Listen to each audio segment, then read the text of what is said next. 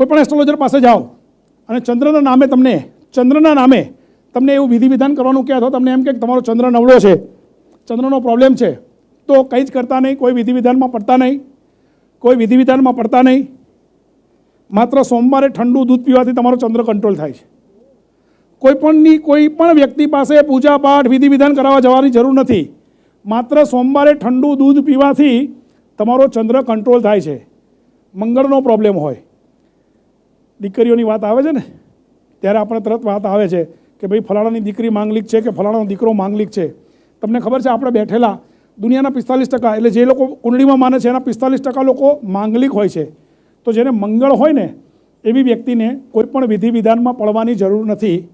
જેને મંગળ છે એવી વ્યક્તિને કોઈ પણ વિધિ વિધાનમાં પડવાની જરૂર નથી, ઉપવાસ કરવાની જરૂર નથી. દરરોજ 5 થી 6 વખત આંખોમાં પાણી છાંટશો ને તો તમારો મંગળ કંટ્રોલ થઈ જશે. જેને બુધનો પ્રોબ્લેમ છે, બુધનો પ્રોબ્લેમ સ્કિનનો પ્રોબ્લેમ આપે, બુધનો પ્રોબ્લેમ તમને સ્કિનના પ્રોબ્લેમ આપે, પિગમેન્ટેશન છે, ખીલ છે. તો જેને બુધનો પ્રોબ્લેમ છે એવી વ્યક્તિએ કંઈ જ કરવાની જરૂર નથી. દર બુધવારે સૂતા પહેલાં 1 ટીપું તેલનું નાભીમાં મૂકવાથી એના જીવનમાં ક્યારેય બુધ નડશે નહીં.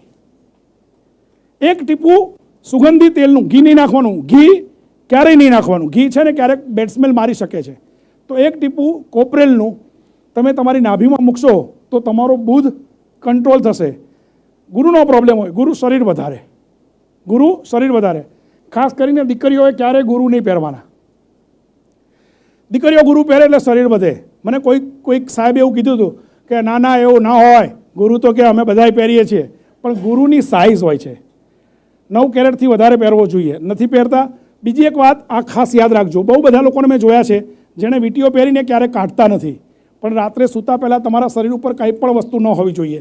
દરેક વસ્તુ કાઢીને સૂવા જોઈએ, કારણ કે એવરીથિંગ એક્સેસ ઇઝ પોઈઝન. જો તમે તમારો ફોન ચાર્જ કરો છો, ચાર્જ થઈ ગયા પછી જો પ્લગમાં હોય તો બ્લાસ્ટ થાય. તો કોઈ પણ ગ્રહ રાત્રે સૂતી વખતે કાઢવો જોઈએ. તો ગુરુનો પ્રોબ્લેમ હોય તો કંઈ જ કરવાની જરૂર નથી, ગુરુનો નંગ પહેરવાની જરૂર નથી. માત્ર ગરમ પાણી પીશો તો તમારો ગુરુ કંટ્રોલ થઈ જશે.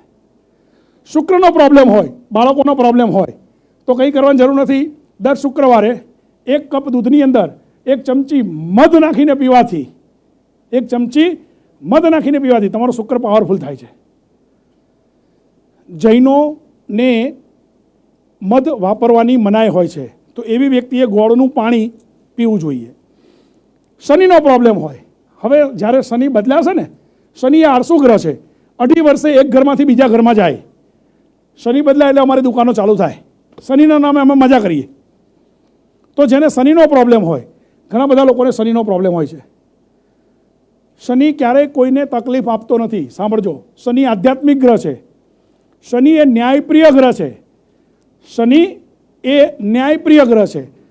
રેગ્યુલારિટીમાં માનનારો ગ્રહ છે. તમારું જીવન જો તમે રેગ્યુલર જીવશો, શનિ ક્યારેય તકલીફ નહીં આપે. શનિથી મુક્તિ મેળવવા માટે કંઈ જ કરવાની જરૂર નથી. 2 ટાઈમ ટૂથબ્રશ કરવાથી શનિ નડતો નથી. બજાવો તાલિયા. હવે આ બાપુને એવું થયું હશે કે શનિને અને ટૂથબ્રશને શું લેવા દેવા, થાય જ ને. એટલે મને ખબર હોય ને. તો બધા જ ગ્રહો આપણા શરીરના પર્ટિક્યુલર અંગો વડે જ અસર કરે છે. મંગળ આંખો વડે અસર કરે. કેમ ખબર છે?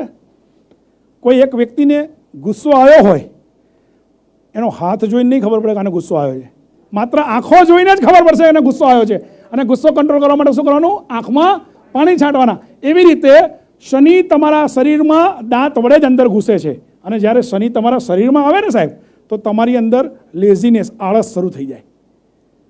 માટે 2 ટાઈમ ટૂથબ્રશ કરવાથી શનિ નડતો નથી. અને સૂર્યને પાણી નહીં ચડાવવાનું. તમારે સૂર્યની એનર્જી મેળવવાથી તમારું શરીર સારું રહે છે. રાહુનો પ્રોબ્લેમ હોય તો દર બુધવારે 1 કપ દૂધની અંદર 1 ચમચી હળદર નાખીને પીવાથી રાહુ કંટ્રોલ થાય છે. અને કેતુનો પ્રોબ્લેમ હોય તો કેળા ખાઓ અને કેળા ખવડાવો. જય માતાજી.